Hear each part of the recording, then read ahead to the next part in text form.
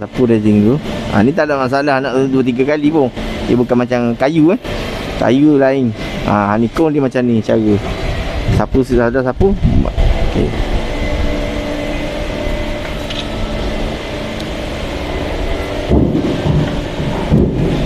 Kenapa honeycomb? Sebab bentuk dia macam sarang lebah tu. Yalah.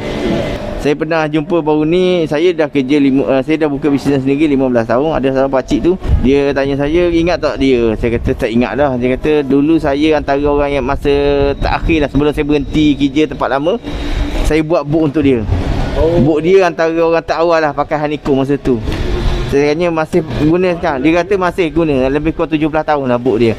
Masih lagi dia guna. Terbukti terbukti. Ada orang kata honeycomb repuk ke, mungkin tak kena cara teknik.